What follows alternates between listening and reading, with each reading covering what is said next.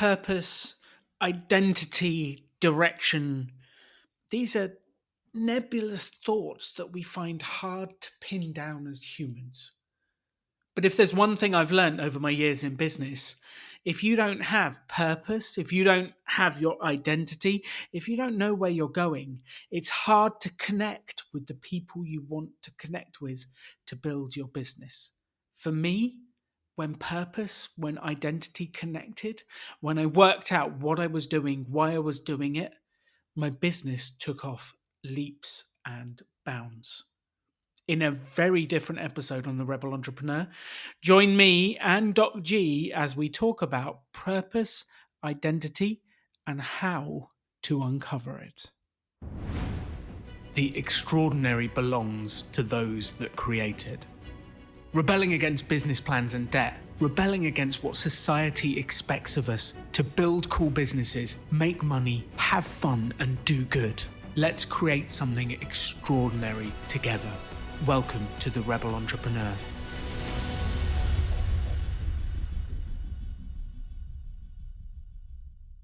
Welcome to the Rebel Entrepreneur podcast for a slightly different episode. And I have with me Doc G. Doc G of the Earn and Invest podcast. Welcome to the show. Thank you for having me on. I am so excited to be here, and I'm excited to be part of a slightly different episode. That sounds real exciting. Well, it's definitely different. So the theme of our podcast is entrepreneurship, but obviously money is a part of entrepreneurship because we have to make money for the business to survive, to buy pizza, and to live a happy life. That's like part of it. And we've been on your podcast talking about entrepreneurship because it does fit with financial independence.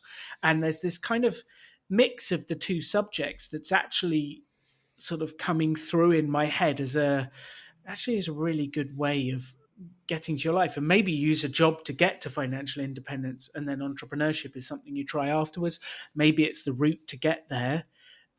We had Brad from Choose FI on the show talking about his route to financial independence, and he had a job as an accountant, but then he built a series of successful businesses alongside making money, which turbocharged his journey, led to Choose FI, which is what he's actually been doing in financial independence. So it's quite an interesting crossover subject here. Have you ever thought of being an entrepreneur, Doc G? Do you see yourself as one? What are your thoughts? So I've seen myself as an entrepreneur throughout my career. It's a funny thing. So I am a trained physician. I've been practicing medicine, since my 30s when I got out of medical school. But when I was in medical school, I went to Northwestern University, and they had a combined MD, MBA, or business program. And all it would add was an extra year to my schooling. So at the time, I was kind of like, there's no way I want to do this. I don't want to go into business. I want to be a doctor. And my wife looked at me and she's like, no, you have an entrepreneurial mind. You should do this. Kellogg School of Business is one of the premier business schools in the United States. And of course, I passed on it. Years later, I look back and say, you know what? I might have really enjoyed that. Now, we all know you don't have to go to business school to be an entrepreneur. But I found ways of being an entrepreneur within medicine.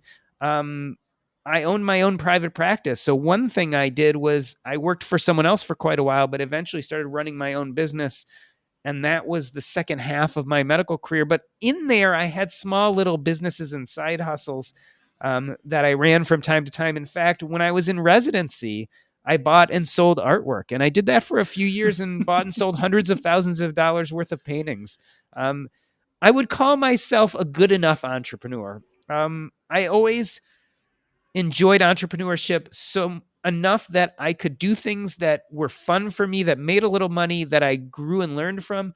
But I was never the kind of all-out entrepreneurship for entrepreneurship. I didn't want to run a business to make millions of dollars for doing that business. It was more something I like to do on the side. It was fun to augment my income, but was never maybe my sole goal. Well, I think the sole goal of building and exiting from millions is a fairly erroneous one anyway, because the number of entrepreneurs that actually achieve building a business, get it to the point where it operates without them, and then sell it for multi millions, and that's their end goal.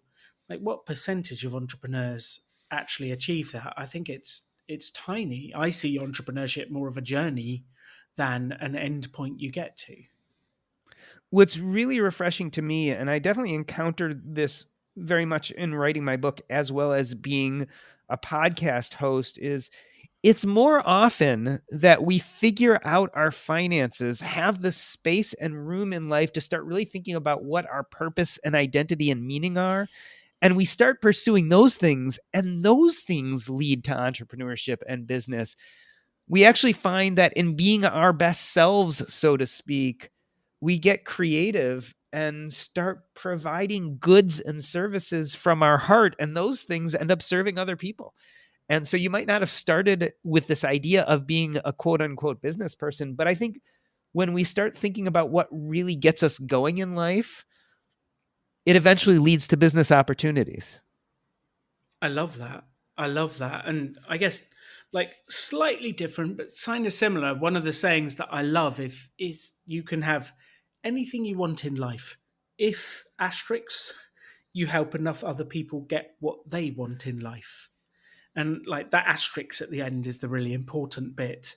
And it's fascinating when you say about like tuning in with your passion and what you want to do and your energy, because that then leads to you doing things in the world that add value to other people. And I think that's the true route to entrepreneurial success, when you can charge for that. Yeah, and I think the end point of pursuing your own purpose and identity ends up being connections. And I think so connections funnels from purpose and identity. So when you start figuring out who you are and what's important to you, you all of a sudden start building community around you. You connect to people who jive off of those similar things that you do. And that leads to personal opportunities. It leads to business opportunities. And ultimately, it leads to growth, right? That's how we grow. You grow by getting out there and trying things and doing things and meeting people. Absolutely. So let's take a step back to where we started. Naturally, you've just published, or you're just publishing your book, Taking Stock, which is a hospice doctor's advice on financial independence, building wealth, and living a regret free life. And it, like, that really caught my attention, the regret free life bit. And you've spent some years helping people to die, and I find that fascinating because like they must say similar things by the end of like, I wish I'd done this, because the regret is the wish I'd done this, isn't it? That's the kind of regret piece. And I find that fascinating because I'd love the entrepreneurship audience that listen to this, the incredible audience that listen to this, that hear this piece and hopefully inspire them to get out there and run more mini experiments, do more things. So what leads to a regret free life? What leads to that end point of like, oh, I'm happy if I go now. I've had a good time. You do you know what I mean? Did you meet many of those people who've said, okay, it's my time, I'm happy, I've lived? Let me answer that a roundabout way by talking about how the idea for this book came along. I've walked this interesting tightrope of being interested in personal finance and financial independence, looking at how we build a financial framework to do kind of what we want to do. That's always been one side of my life. The other side is, as I honed down my life as a doctor and stopped doing the things I didn't like about medicine, what I really loved was doing hospice work, which meant that I was spending a lot of time with people while they were dying, talking about what was important to them. So in a sense, when I went to write this book, I was looking at who are the big influencers in my life. And I could look at these people from the financial independence world, people like Vicki Robin, who wrote Your Money or Your Life. And then I could look at these people from the death and dying world. Um, people who had looked at what it feels like to go through that process. I'm thinking of Bronnie Ware and the 5 Regrets of the Dying. So I had these two disparate information points, these two big things that affected me. And as I started taking care of the dying myself, I started seeing, oh, these aren't two separate worlds. They actually mesh well together. So you asked, what does it feel like when you're dealing with the dying to talk of regrets? And do some people come to that point where they're like, oh, I'm either ready or I've lived a good life or I'm content? Actually, part of the process of helping people experience life while they're waiting to die, because we don't help them die, we actually help them experience as comfortable a life as possible while they're waiting to die, meaning we take care of symptoms. But a lot of it is also taking care of people's psychological needs, and a big part of that is something called the life review. Mm. So people tell us, and we go through a series of questions. This can be done by a doctor or a chaplain or a nurse or social worker. But we sit with people and ask them a series of questions that helps them review their life a little bit. Who were they? What was important to them? What things did they accomplish? What didn't they accomplish? What were their regrets? What did they have time to change in the next 2 months or 3 months or 6 months? And so it gives people a good chance to either come to terms with the life they had and be content with it, or if there's time, to maybe do a few actions like call that person they were in the midst of a fight with and talk it out. Gives them a chance to maybe work on coming to some conclusions before they die. So yes, some people are content. Some people lived a life that had fulfilled their sense of purpose, identity, and connection. So they were living out their best self throughout. Some people didn't, but then can come to terms with that at the end. And then some people can do some of those last few things of importance before they die. What I think is magical about dealing with people in this situation is when you see the amazing improvements, when you see the amazing calmness it causes in people's lives when they start thinking about these things and get to some comfort level with how they've lived their life. It's pretty amazing to start thinking about doing the same thing with them when they're much younger and not dying. So if this is something we do with someone in the last 6 months of their life, think about what if we did this with people in their 20s and 30s and 40s and taken all the powerful improvements it causes when people are dying and start bringing those things into people's lives when they're young and healthy, but yet still have a lot of these big life questions like what is meaningful for me and how do I pursue it? Okay. Like, I love this. You've got me. You have my full attention. I've got a question and then a thought. The thought is like, I'm here, do the life review with me now. I'm 40. Like, how, well, I'm not. I'm like nearly 44, but let's not go there. Um, like, let's run me through that. And the question before that is, what kind of actions do people end up taking after this? Because I think that's really interesting. Like, you've got limited time left. What kind of actions do people end up taking at the end? So I think that's a fascinating question. Whether we do a life review or not, that's something that really should be spent with hours of sitting and really reflecting on You mean you those can't do things. it in But 10 minutes with me? it probably wouldn't be fair to you nor your audience. But what changes do people make? Okay, so I can give you some good, interesting examples. And let me preface by the fact that when I give examples from the book, all of the examples from the book, the details have been changed. Um, the specifics have been changed, but the ideas are the same. So we change the names, we change everything because I don't want anyone to be able to actually identify someone from the book. For instance, I have had a patient who, when they found out they were going to die, they were mobile enough and had enough energy that they had been putting off taking a bunch of trips their whole life. They never had enough money. They never had enough time. And all of a sudden, when this gentleman found out he was dying, I would call to make a follow-up appointment, our nurses would, and he'd be out of town. Like once we called and he was at Mardi Gras. The guy literally took 3 or 4 different vacations in the last few months of his life. The idea was that he had always had his bag packed, but had never used it. Mm. And so in those last few months, he finally gave himself permission to do something he always had wanted to, but had never done. I've sat with patients when they've called, for instance, I sat with a woman who had leukemia who called an ex-husband who she hadn't talked to in 15 years because he had cheated on her. She was pregnant, she had a miscarriage, their marriage had taken a wrong turn. She had walked in to find him cheating on her, and she ended the marriage right there. They had no kids. There was nothing stopping them from not being married anymore.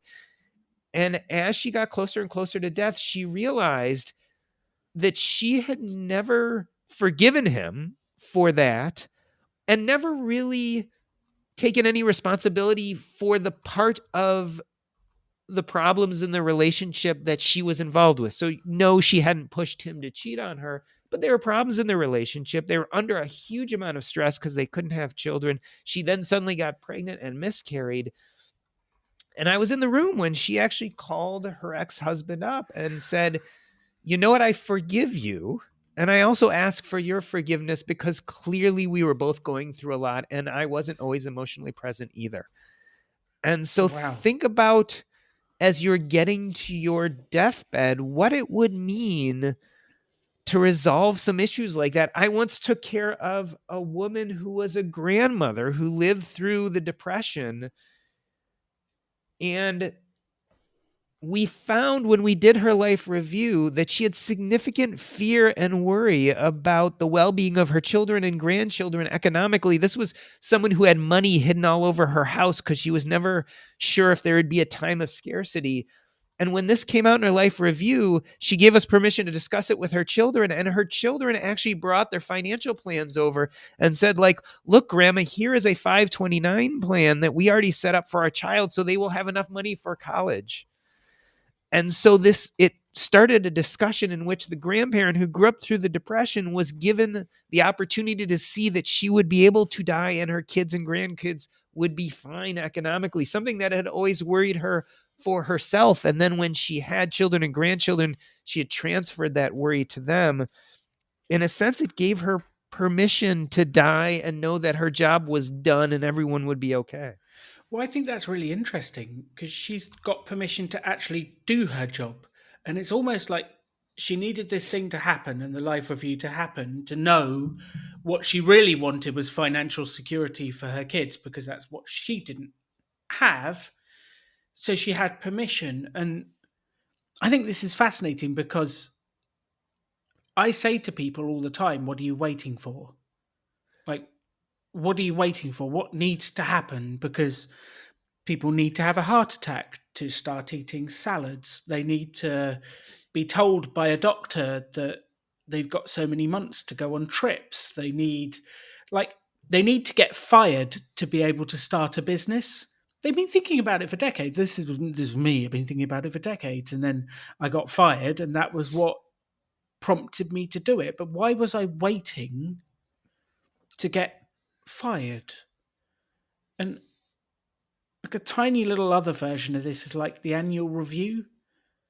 Why do we wait until New Year's to make changes in our life and go, I'm not standing for this anymore, or I'm going to do this different thing, and we only do it at New Year's? Why can't we do that on May the 3rd or July the 4th? I don't know why I picked that day. It just came to my head. But you know what I mean? A random day. Why do we have to wait till the end of the year? And I guess we don't. So my question to you is, how can I and the people listening to this podcast get on with our lives and have this feeling without actually having to have someone tell us we're dying to be able to actually fulfill our purpose and do what we need to do? Like, how do we do that? Well, I think that actually it's really important to come to terms with this idea that life is finite.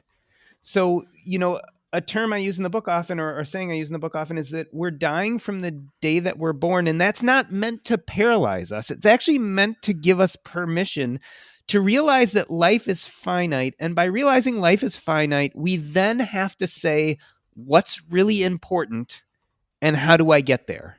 So I think the reason why we always put things off, and in fact, a big reason why we look at things like money and make that kind of a goal in our life instead of using it as a tool, is because it's much easier than contemplating the more ephemeral and difficult things like, what is my purpose? Who am I? What's my identity? What are those important connections in life that I have to have? It's really hard to do that. So instead, we go for the low hanging fruit, which is the simple stuff, the stuff that's much easier to answer. It's not easy per se to become financially independent, but it certainly is easy to figure out a path there. And so we like to focus on those low hanging fruit because it's safer. And it allows us not to come to terms with the fact that, yes, we will die one day. Yes, our time is finite. And if we don't start working on that important stuff now, we may never be able to. So I think the first step is to recognize that if not now, then when? It's time to begin thinking about the hard stuff now. That's also a dangerous question because I start to ask, if not me, then who? When you stand up to things and other people don't stand up to them, and I'm like, someone's got to stand up to this stuff. So we need to do this. We need to choose. We need to get on with things. That's the kind of idea. If not now, when? One of the things I've noticed about the financial independence world is a lot of people get a crash when they reach their number. So they hit their number, then they go, okay, I can quit my job, I can do whatever. They're sat on a stained brown couch wondering what to do with their life. And it's almost like it brings a vacuous hole, an emptiness that comes. And the number is never the answer, never the answer. And I actually think it's a misnomer that quitting work will make you happy. Like quitting work might remove something that you don't enjoy, but it doesn't actually make happiness. And I think a huge amount of people have a fall when they hit their number, which I haven't had yet. And I say yet because I don't want to gloat. Like, so it might well come, who knows? But I had my fall when I started entrepreneurship, and I was a bit lost with what am I doing? How am I making money? What's my purpose? I thought my purpose for a while was to fix bad PowerPoint presentations because they were the scourge of the earth, and I still hate them. Don't get me wrong, and I still work on doing nice ones, but that wasn't my true purpose. And is there actually such a thing as a true purpose? I don't think so. The current purpose, help people build businesses and make money without debt. The current purpose, help people fix their finances through Rebel Finance School. Like that's the current purpose, but that's just the one I've landed on. What am I trying to ask you with this long segue? The audience are probably going, shut up, Alan, ask your question. He's more interesting than you. You have something to say. I don't even need to ask a question. You're just here. I do. So I think this is a major tenet actually of the book. Our biggest mistake is we try to do the money first. But the problem is money isn't a goal, it's a tool, but we treat it as a goal. And therefore, when we reach it, we're lost because all money is a tool. And so you've built lots of tools. You have all the materials you need to build something, but you don't know what you want to build. A major tenet of the book is really we need to start with purpose, identity, and connections, figure out what we want to build, and then we can look at our financial framework and create it in such a way to support that home we're trying to build. So purpose, identity, connections, you got to start there. And so many of us don't. I personally didn't. And if you don't, then yes, you're in for reckoning when you meet this huge quote unquote goal that you thought was so important of net worth. And yet you have no idea who you are, what you want, or what has meaning in your life. And then you have to go back and do the work that I'm trying to get people to do in the first place. Because the only importance of money or financial independence or a financial framework is actually to support you to do those other things, to figure out your purpose, identity, and connections. Otherwise, it doesn't have much meaning yet. Fascinating. Okay. I love this. How? How do I discover my purpose and my identity? Who am I? Where am I going? Help me figure that out in the next 3 minutes, 47 seconds, please. So there definitely exercises in the book to do this, but purpose actually is fairly straightforward. And here's a lesson right from the dying. Picture yourself, take a moment, it might be a little disturbing, but picture yourself lying on your deathbed and thinking, I wish I had the courage to do, to say, to connect with. Whatever comes next is the beginning of your purpose. So it's a really great thought experiment to imagine yourself getting a terminal diagnosis. What would you do at that 6 months? How would you spend that precious time? Those are the kind of things that start to build a sense of purpose. And you might not know what that is in the beginning. It may take a lot of trial and error. Purpose can change from time to time. Mhm. When I was young and my father died and he was a physician and I wanted to be just like him, the purpose for the beginning part of my life for the first few decades was becoming a doctor. I eventually became a doctor, started to burn out, and realized that I had a whole nother purpose out there, something that I was very attached to, which was communicating, writing and podcasting and public speaking, something I had never imagined as a kid, but fit me way more comfortably. But I didn't know that till I was older. Purpose can change, purpose can be fluid. Purpose can be important to the world. I want to save the environment and the whales, or it can be selfish. I want to write the great American novel. It can be long term. I want to run a marathon, which I think is going to take me the next 20 years. Or it can be short term. I want to get published in the New York Times, so I'm going to spend the next year figuring out how to do that. The only thing that it matters is that we need to start spending our time on things that we will regret on our deathbed if we don't have the courage to try. Now, you have to imagine I didn't say succeed at, because whether you succeed at these things or not is probably not nearly as important. People generally don't regret on their deathbed that they tried really hard, gave it their all, and didn't accomplish the thing. What they regret is that they didn't try to accomplish the thing. So I think that's a good way to start thinking about purpose. Identity is the next thing. I like to have people do the exercise of repeating the phrase I am and filling the blank and doing it over and over and over again, like many, many times. Usually when you start, like someone like me will say, I am a doctor. So a lot of times we start with our profession, right? Everyone's trained to do that. I'm a businessman. That's what we do. I'm a manager. Yeah. And so then I say, well, take the next step. So after all those things, what are you? And then most people jump to, I'm a father, I'm a son, I'm a husband, right? We start talking about relationships. After that, we may jump into accomplishments. I'm a Plutus Award winner for my Earn and Invest podcast. I'm a this, I'm a that. You start listing out your resume. But when you go deeper and go farther and exacerbate all those kind of simple things, you start getting into maybe a little bit more of who you really are. Like when I think of myself, I'm an empathizer, right? I'm someone who feels deeply other people's pain and happiness and joy and compassion. I'm a podcaster. Like I like to have deep conversations with people and record them. I'm a public speaker. I like to get up on stage and talk about important stuff. Eventually, I found that the identity that I thought I'm a doctor, which never fit me comfortably. Like I never felt comfortable in doctors' lounges. I'd go to a party and I would just shy away from new people because I was afraid they were going to ask me what I did for a living. I had a little bit of shame and embarrassment about being a doctor, which is funny. And it had nothing to do with the profession because being a doctor is a very noble profession.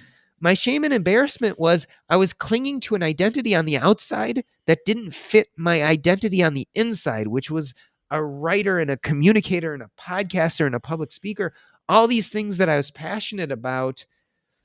but I wasn't living that life. And it took me a long time to shed off that physician identity, which never fit me very comfortably, and start embracing the identity of the communicator, which once I did, and in this case, it happened to be tied to personal finance because that's where I really was able to start living that out.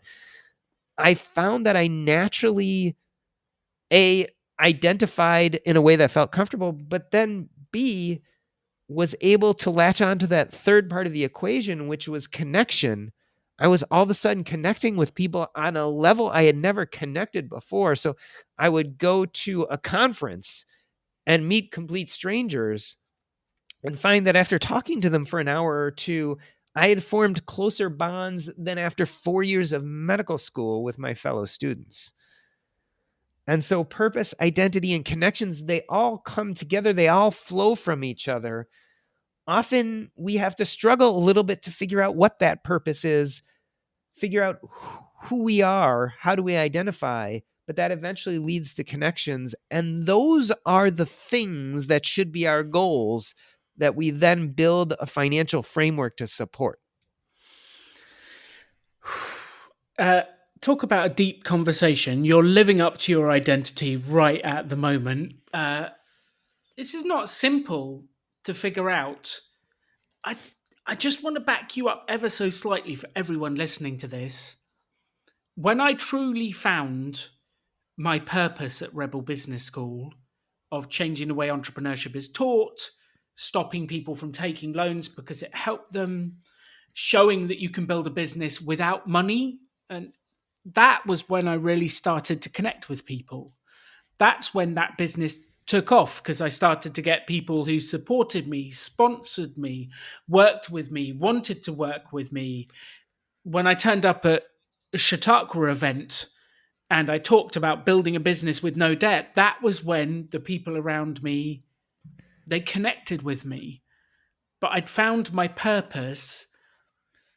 I was living my identity very, very strongly. Like that, I was congruent. Have you heard of this word, congruent? Yes, yeah. It's like when everything lines up. My identity lined up with my purpose, everything lined up, and I confidently communicated what I was doing because I believed in it 100%. And I think my early days in business, like it didn't quite line up. Those things didn't match. And it took a long time to find it. It took a long time. I love the tips you've given, and I just want to highlight those as homework for everyone listening to this, because you know we love homework here at Rebel Entrepreneur. Um, First piece of homework you set us was picture yourself lying on your deathbed and thinking, I wish I had the courage to do this, to say this, to connect with this. So I want you to do this. Like, I wish you had the courage to do this now. And when you were saying that, I was like, I wish I had the courage to really press out and fight in the world anti debt. I wish I had the courage to, I put swear, attack the banks because I think they force loans on people in different ways. Like, there's some stuff for me here in doing this. And I think this is a really useful exercise for everyone to do. Do you have anything to add about that exercise? Because it's your exercise. I've just paraphrased it for everyone listening. No, that's exactly it. And in the book, I actually run through a series of life review questions. It's like a 7 or 8 question form that will take you through the process of running through it yourself in a more formalized way. Because doing this kind of work, I think, actually takes some time. Mm-hmm. You should give yourself a few hours. You should be in a quiet place. You shouldn't have your electronics on. It's something that actually I suggest doing sometimes an hour, maybe on 2 or 3 days in a week's time. So you give it some time to really marinate. But yes, that's the essence of the exercise. I love that advice.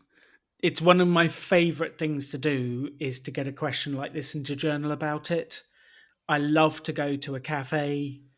I love to have a fancy coffee and stick my headphones on, normally with some Marvel Cinematic Universe music, because it doesn't have words and it makes me inspired.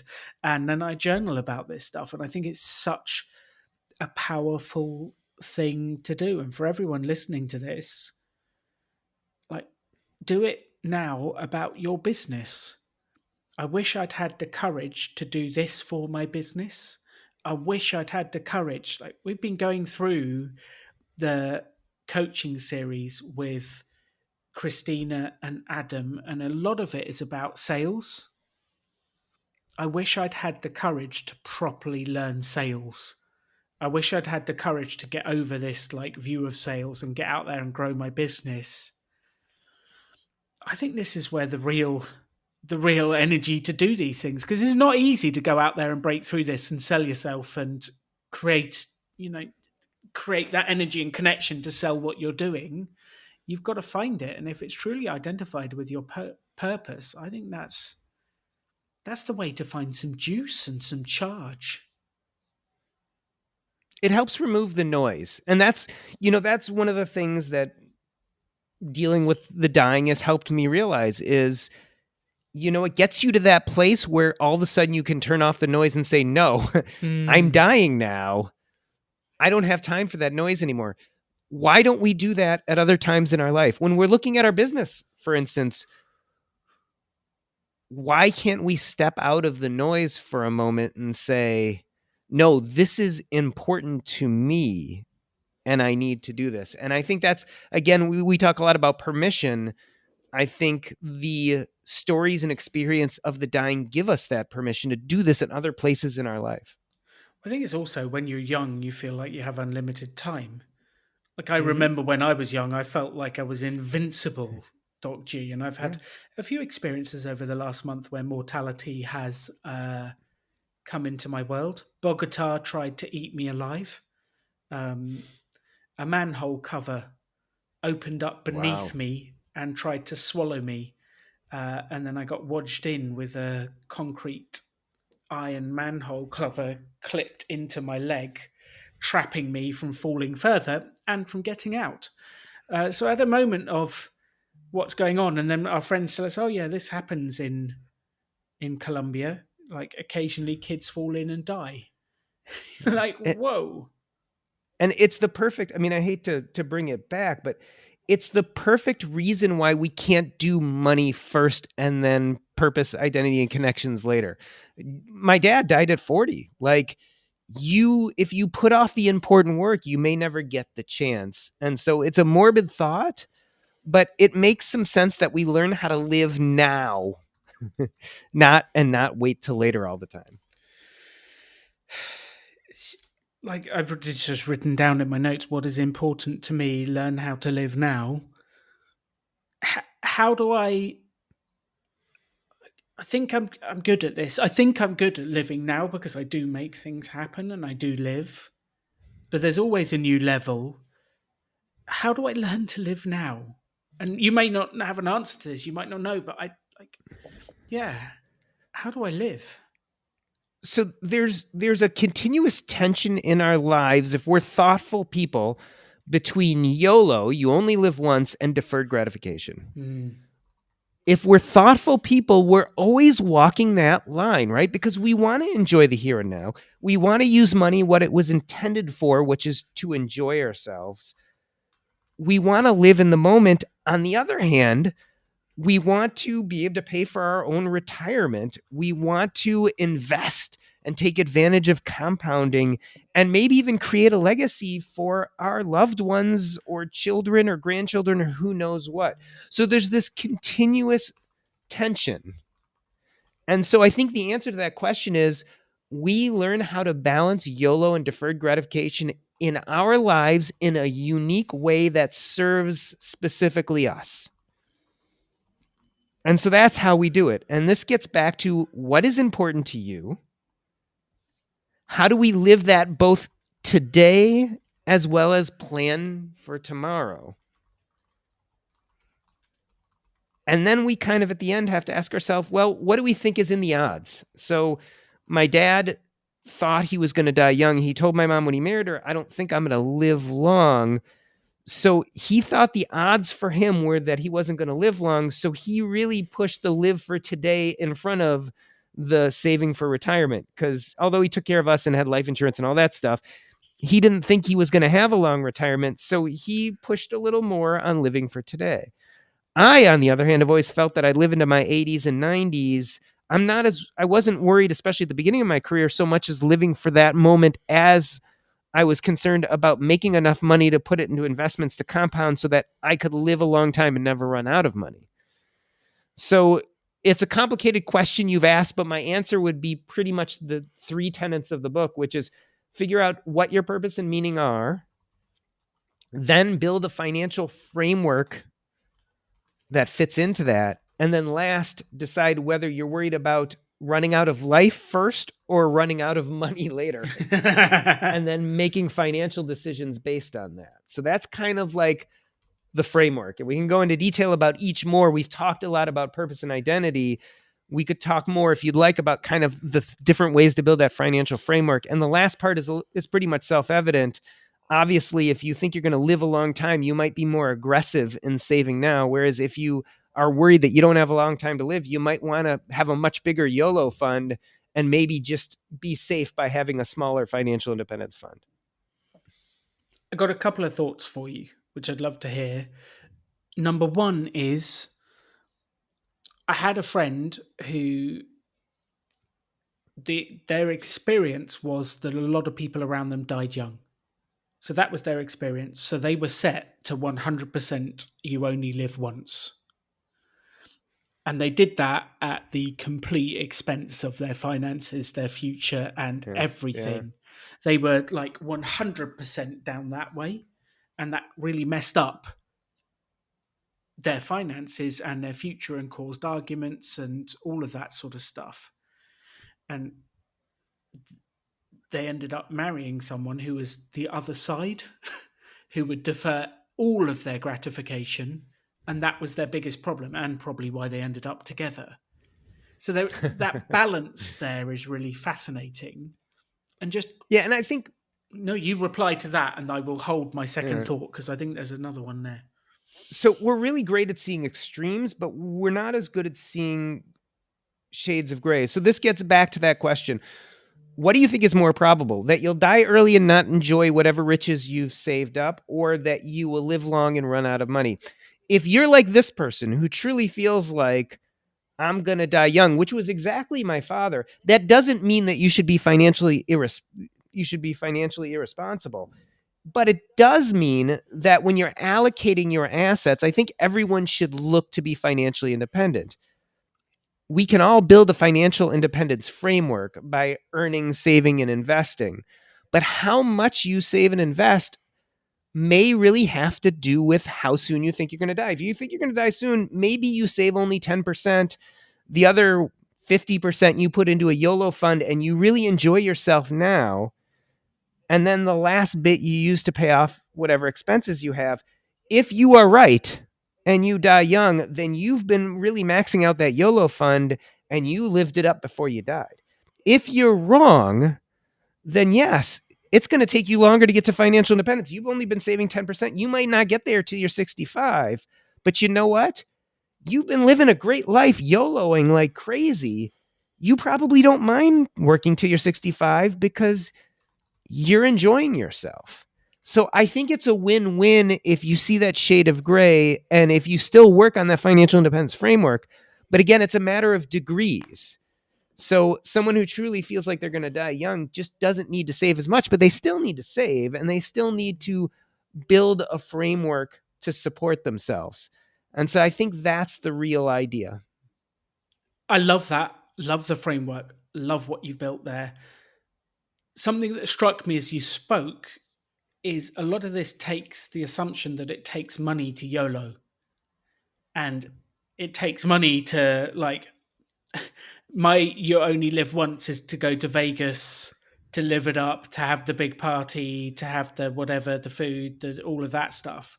Whereas actually in business, if we were applying you only live once to business, you would make the phone call to that big client and it doesn't cost you any money.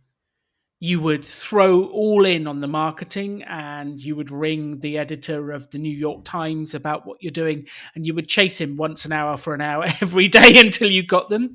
Like, you only live once attitude doesn't have to cost you money. And my wife is now screaming in my ears, it's not binary. It's not either spend money or have fun. It's not either spend money or defer all gratification. We can apply these principles to building the business of our dreams and the life of our dreams. It doesn't have to cost money, does it? It doesn't. The way I look at money is potential energy, right? And potential energy helps you have better use of your time. And so that's what I think about it is. So it is true that some of the most important and best things in life don't cost money, but if you want to have the time to do those, you might need some potential energy, for instance, to take time off of work to pay your expenses or to hire someone to mow your lawn. Using that potential energy to do those things just frees up some space and, so to speak, time so that you can do it. It also can be potential energy that turns into courage, right? So you're talking about calling up that editor at the New York Times. Well, 9 out of 10 people might not do that because they're work for someone and they're afraid they're going to get fired if they make a fool of themselves. Mm. If you have a lot of that potential energy, which comes from money, you may have the power to say, okay, I could get fired from my job for doing something that might make a fool of myself, but I also could be stupendously successful. If I'm not successful, I have enough potential energy to support myself and to be okay. So I think of it in a lot of ways as that way. Money is a tool. It's just one of many tools. We have tons of different tools. We have our compassion, we have our empathy, we have our time, we have our caring and respect, we have our innate abilities. Um, all of those can help us build a life of purpose and identity. Um, we need to put money back where it belongs, which is one of many tools.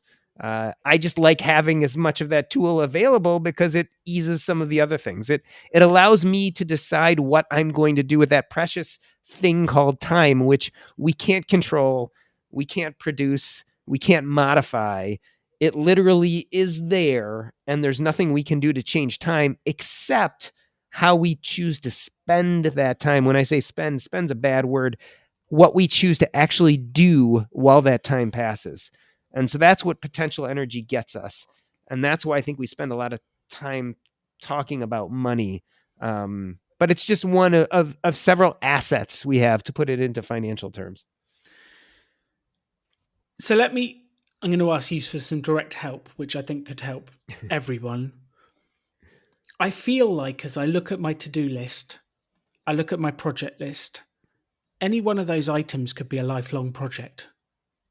Like destroying financial illiteracy is probably bigger than my life. I'm 43. I've got a few years left. I'd like to think I could get it done. But then if you add in fighting debt, changing the way entrepreneurship is taught, launching a book, going to Disney World with Katie, like any one of these projects, maybe not the Disney one, but any one of the other projects could be a lifelong mission. How does this help me focus my energy of where I'm going and what I'm doing? It's funny you say that, and one thing comes immediately to mind: an exercise that people out there can do. Write down all those major goals on one sheet of paper, right? And then on the next sheet of paper, or you could even look at your daily planner, look at what you've spent the last 48 hours doing and compare what you've spent the last 48 hours doing to that sheet of paper where you just wrote down all those important things. The reason why I say doing this is at some point we actually have to audit how we're spending our time. And so all those things you just mentioned are really deep down, it's purpose and identity work, right? What you've done is you've made a list of all those things that really feel to you like they define your purpose and identity. Let's take an audit and see how much of our time we actually spend in our normal average day doing things that further those causes. So that'd be the first thing I think we should do. It doesn't necessarily answer your question, but I think it's an important perspective for us to tackle that question. I love that. Now, the next part is, what I hear you saying is, I'm a deeply passionate man who has lots of things that interest me. Maybe there's just too much here, and there's no way I could do all of this. There is. The world's too big. There's too much. So I have a few different answers to this. One is what I truly believe after doing all this work, what I truly believe happiness is something I call the climb, right?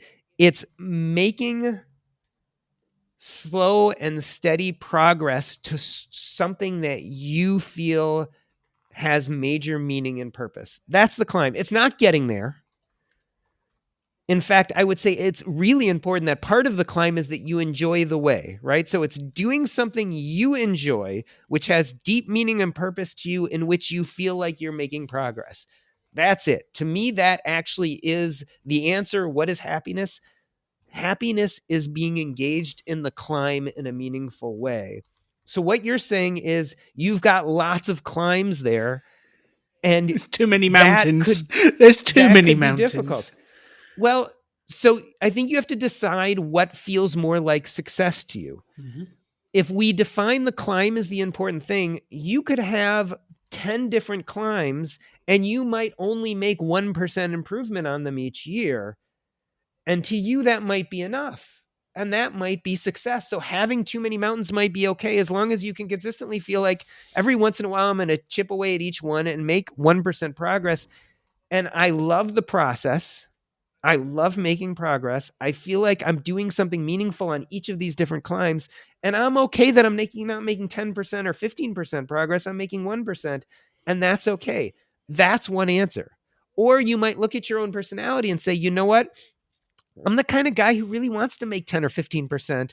So I'm going to have to whittle this list down. Instead of 10, I'm going to want to take a bigger bite and make more progress. So maybe I'm going to focus on these 3 or 4 and I'm going to let some of those others go because I feel like I can make a greater amount of progress. And to me, that has more meaning and purpose than doing these 1% chips at many. So it's very individualized and very stylized. I wrote a book, and in some ways, I'm defining my book as a money book. The problem with money books is they're fairly prescriptive. Do this, everybody do this, and you will get here. What I'm actually talking about is something that's not prescriptive at all. It really depends on who you are and what brings you a sense of meaning and purpose, and then pursuing it. There's no right or perfect answer. There's only a wrong answer, which is the wrong answer is spending your time doing things you don't like to do on a regular basis without purpose and meaning.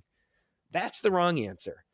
There's a million right answers, though. And so the idea is to carve out that path that works best for you. It makes me think of something that I repeat at the Rebel Business School, which is fuzzy focus leads to fuzzy results. Split focus leads to split progress. And it does. Like, there's only so much of you. There's only so much of you to go around. And I have a lot of energy as it feels you do. But even that has limits at time, especially when I fill down manhole covers. That takes a lot of energy to recover from that Yes, stuff. you want to avoid those. Yeah, avoid those as best you can.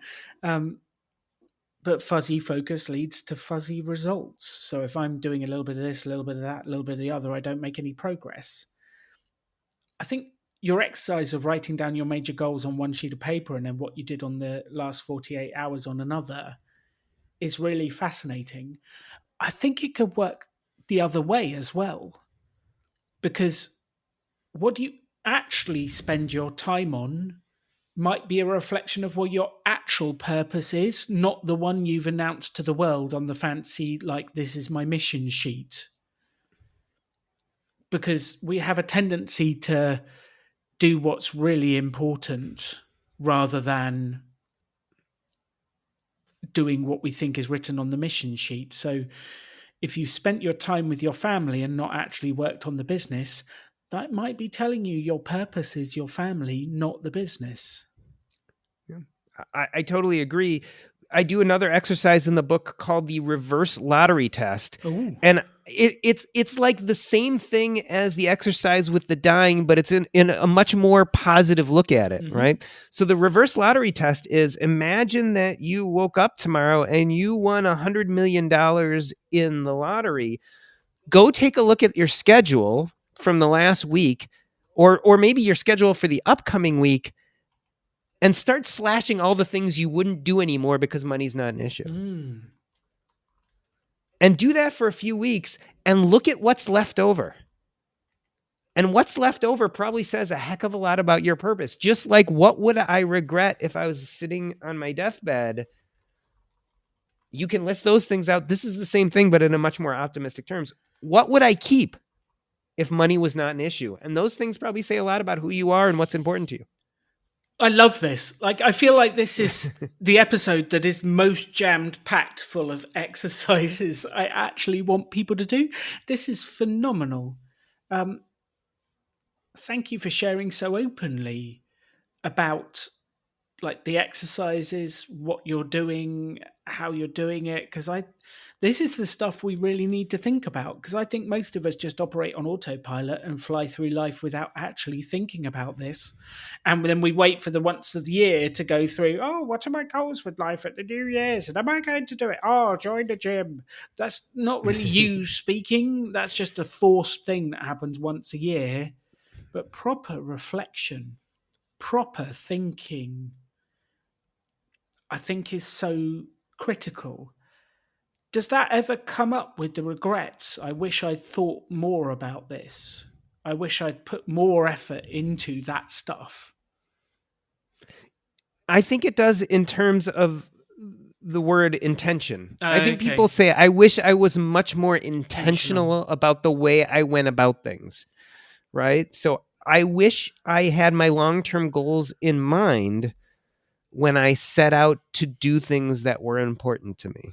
And I think, some of that comes with age and wisdom, right? Sometimes you just don't know when you're young, but the goal is to start thinking about the endpoints a little more when you're young and then reverse engineering and working your way back so that you can start doing all those important things now as opposed to waiting till some set point to give yourself permission to start living a life that feels more purposeful.